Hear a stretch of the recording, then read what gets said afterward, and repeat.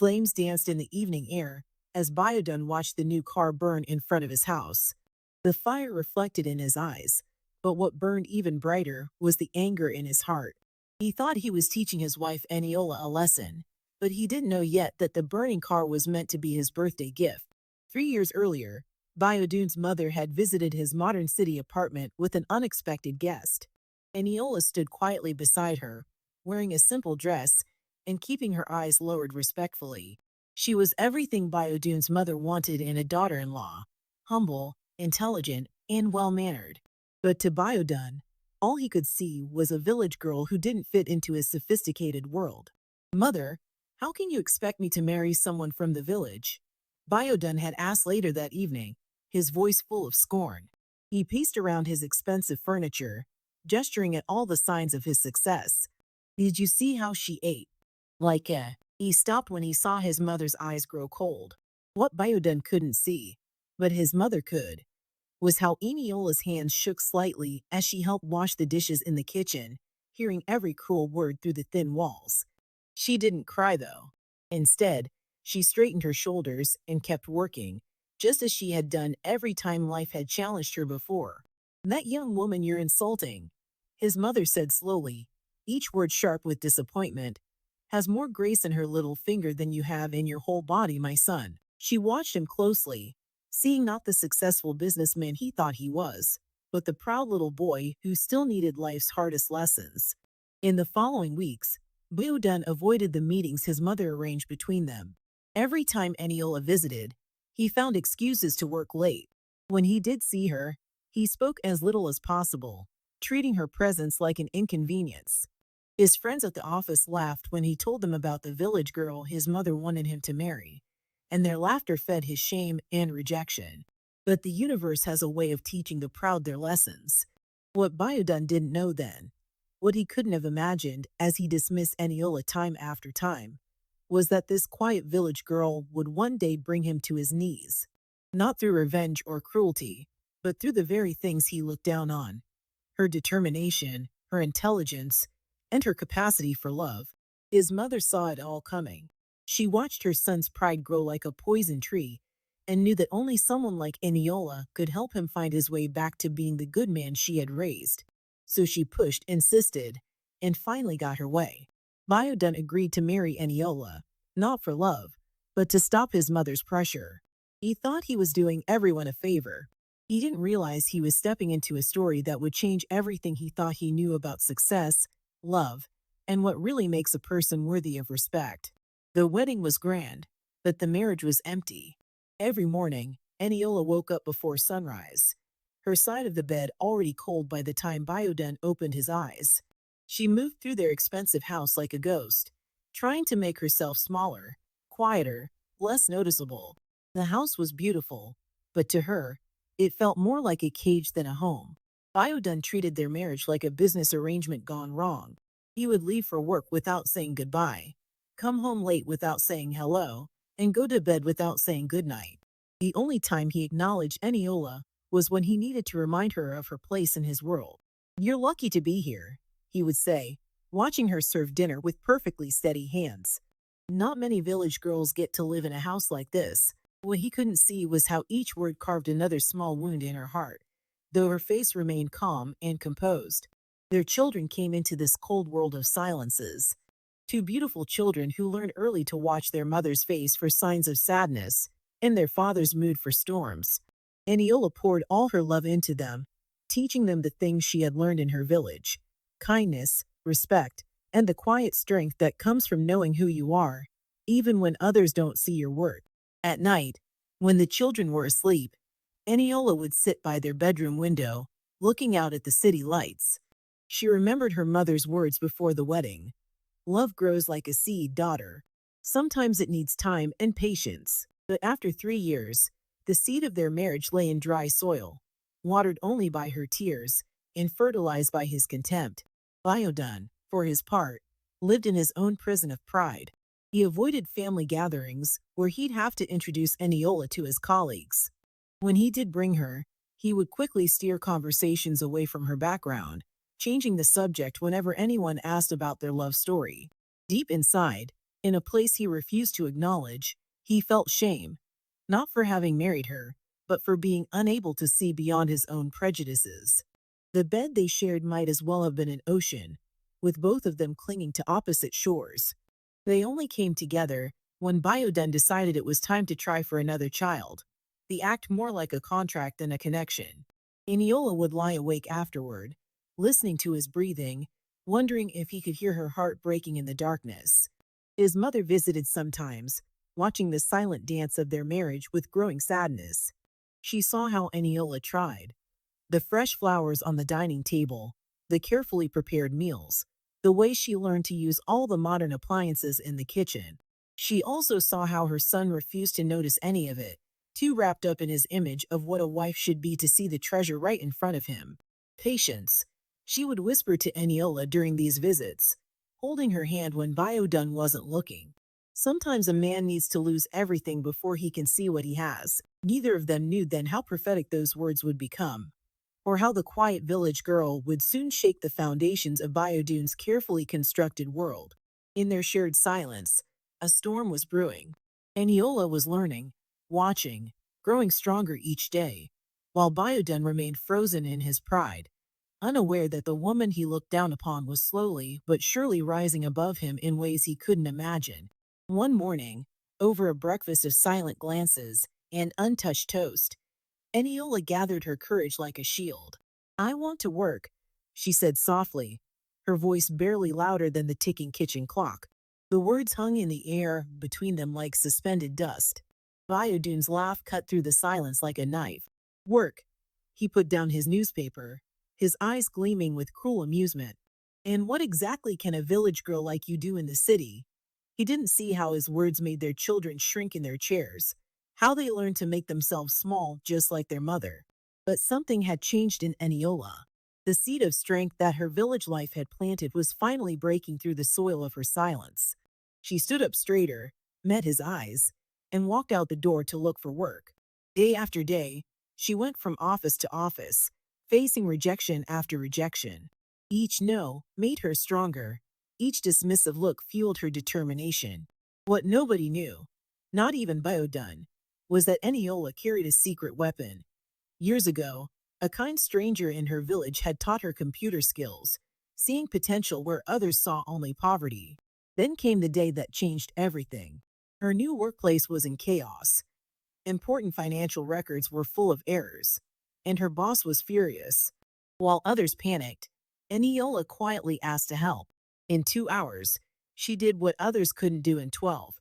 Her fingers flew over the keyboard, numbers dancing to her command, spreadsheets bending to her will. "How did you do this?"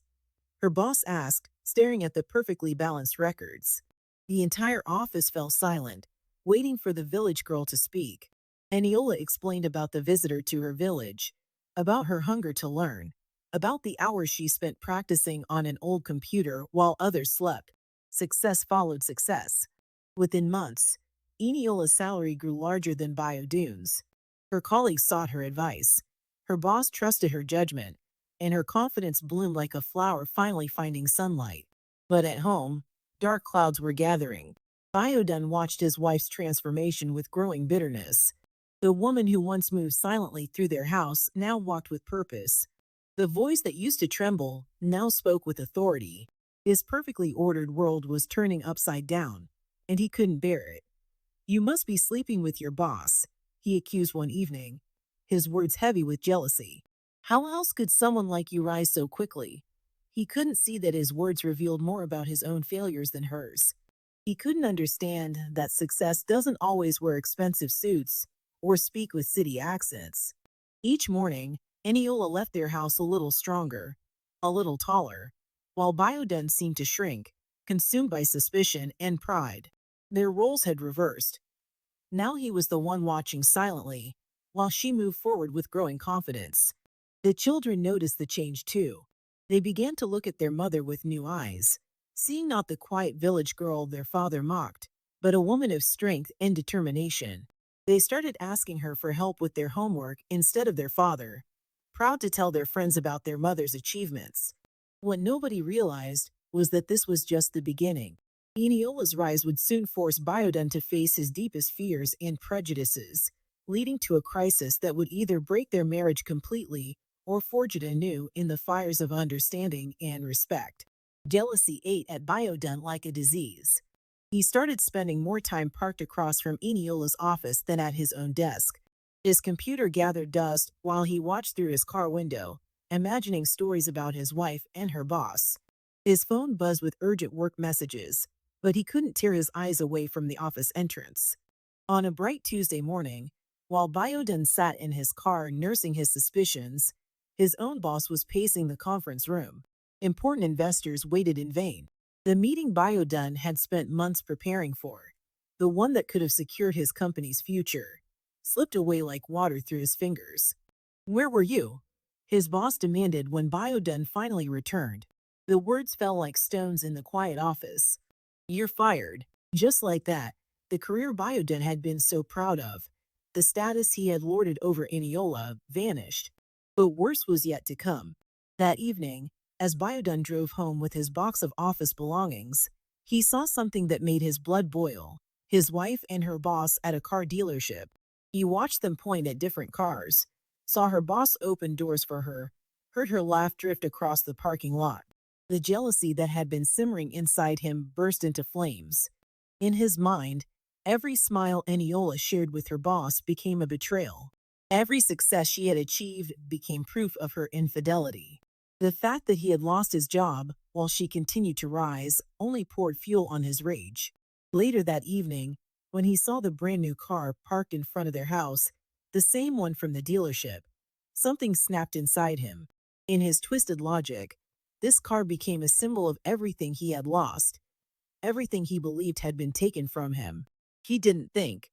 He didn't pause. He just acted. The neighbors would later talk about how they saw him, standing in the growing darkness, watching the flames consume the car. Some said he was laughing. Others said he was crying. None of them would ever forget the look on Eniola's face when she came home and saw her gift to him burning in their driveway. "That was your birthday present." Her voice cut through the crackling of the flames. "I bought it for you." She held out the car documents, his name clearly printed on them, her hand shaking with emotion. The truth hit Biodun like a physical blow. The car wasn't a gift from her boss. It was from his wife. The wife he had belittled. The wife he had accused. The wife who, despite everything, had used her success to buy him a gift he had just destroyed. He stood there, the heat of the burning car on his face, watching as his prejudices and accusations went up in smoke. The neighbors whispered and pointed, but he barely noticed them. All he could see was Eniola's face. Not angry, not even crying, just deeply, irreparably disappointed. In that moment, surrounded by the wreckage of his pride, Biodun finally saw himself clearly. He saw a man who had destroyed not just a car, but perhaps his last chance at saving his marriage. The flames reflected in his tears as he realized that his greatest enemy had never been Eniola's success or her boss. It had been his own pride all along. The fire department came and went. The neighbors eventually returned to their homes. But the real damage wasn't the burnt metal in their driveway. It was the look in Eniola's eyes as she walked past him into the house, leaving him alone with the ashes of his arrogance. Here's Section 5 Rock Bottom. The Cost of Pride, written in simple English with third-person omniscient narration. The silence in their house grew heavier with each passing day. Eniola locked herself in her room, leaving Biodun to wander the empty hallways like a ghost. Their children walked on tiptoes, speaking in whispers, afraid that any loud noise might shatter what little peace remained in their home. Biodun sat alone in his study, surrounded by job rejection emails and the growing weight of his mistakes. His phone remained silent. No calls from work. No messages from friends who had once laughed at his jokes about his village wife. Now, in the depths of his failure, he realized how hollow those laughs had been. "Please, Eniola," he would call through her locked door. "Just talk to me." But only silence answered. Her silence hurt more than any words could have. It was a mirror reflecting all his years of coldness back at him, showing him exactly how it felt to be treated as if you didn't exist. Every morning, he watched her leave for work, elegant and composed, while he remained behind in his pajamas, unemployed and unwanted. The roles had reversed completely. Now he was the one waiting at home, listening for footsteps, hoping for a moment of attention that never came. His mother visited, trying to bridge the gap between them. "My son," she said, her eyes full of sadness, "you're finally learning the lesson I tried to teach you years ago." She found him sitting in the dark, staring at the empty driveway where the car had burned. "I've lost everything, Mama," he whispered.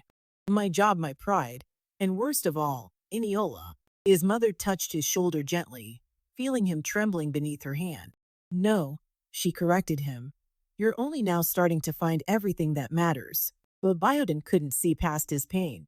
The weight of his guilt, the shame of his actions, and the unbearable silence from Eniola pushed him deeper into darkness. One night, after staring at his reflection in the bathroom mirror, a reflection he no longer recognized, he made a terrible decision. With shaking hands, he wrote a note. "I'm sorry for not seeing your worth. I'm sorry for letting my pride blind me. I'm sorry for not being the husband you deserved." He placed it on the counter, next to his wedding ring, and locked the bathroom door. But fate, or perhaps love, had other plans. Something made Eniola check on him at that exact moment. Something made her sense the depth of his despair. She broke down the door to find him on the edge of making an irreversible mistake. "Don't you dare!" she screamed, her voice breaking through weeks of silence. "Don't you dare leave me like this!" Her hands gripped his shoulders, her tears falling onto his face. For the first time in their marriage, the walls between them crumbled completely. "I don't deserve to live," he sobbed in her arms. "I've ruined everything. I've hurt the one person who truly loved me despite my flaws." His body shook with the force of his grief, years of pride finally breaking apart to reveal the scared, vulnerable man beneath. Eniola held him tightly, her own tears mixing with his. "You haven't ruined everything," she whispered. "But you need to understand, really understand, what you've done. I need time to heal, and you need time to change." They sat there on the cold bathroom floor, holding each other, both understanding that this moment wasn't a magical fix for their problems.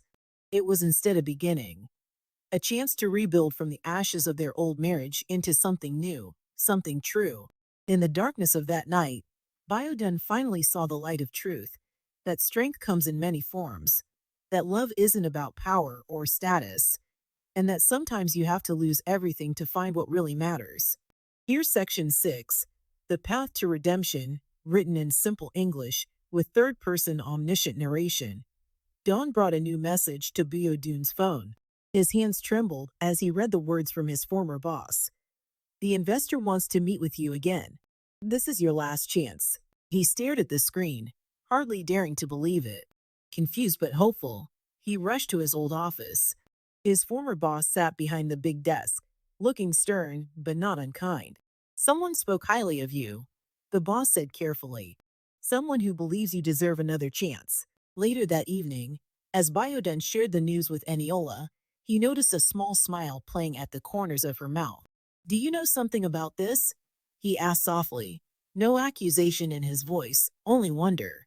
Eniola explained how her boss's brother was connected to the investors, how she had shared Biodun's story, speaking of his potential and his recent struggles. "I still believed in you," she said simply, "even when you stopped believing in yourself." The truth hit Biodun with gentle force. The woman he had once dismissed as a simple village girl had become his savior, using her connections and influence to rebuild the career he had destroyed. Tears filled his eyes as he finally understood the depth of her character. In the weeks that followed, Biodun worked harder than he ever had before, not just at his job, but at his marriage. He woke up early to have breakfast with Eniola, listened to her stories about work, and began to see her through new eyes. Each day, he discovered something new about her that filled him with awe and regret. Regret for the years he had wasted looking down on her. Their children noticed the change too. The tension that had filled their home like smoke began to clear. They heard their father's laugh for the first time in years, watched in amazement as he helped their mother in the kitchen, saw them sitting together in the evening, talking softly about their days. One evening, as they sat in their garden watching the sunset, Biodun turned to Eniola. "I was so blind," he said quietly. I thought I was better than you because I came from the city, because I had more education, more money. But you had something far more valuable: wisdom, kindness, and a strength I'm only beginning to understand. Eniola reached for his hand, her touch gentle but firm. We both had lessons to learn, she replied. I had to learn to stand up for myself, to believe in my own worth.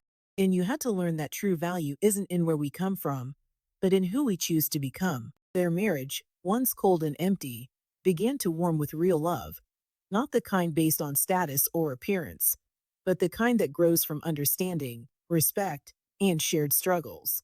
Bioda no longer introduced Eniola as his wife from the village, but spoke proudly of her accomplishments, her intelligence, her strength.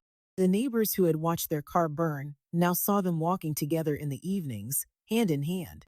The colleagues who had once laughed at Biodune's jokes about his village wife now saw him beaming with pride as he spoke of her latest achievements. Years later, when their children asked about the story of the burning car, Biodun and Eniola would share it as a testimony to how love can transform pride into humility, how patience can turn pain into healing, and how sometimes the people we look down upon are the very ones who lift us up when we fall. Their story became a reminder that love, real love, doesn't see village or city, rich or poor. It sees the heart, the soul, the potential that lies within each person. And in the end, that's all that really matters.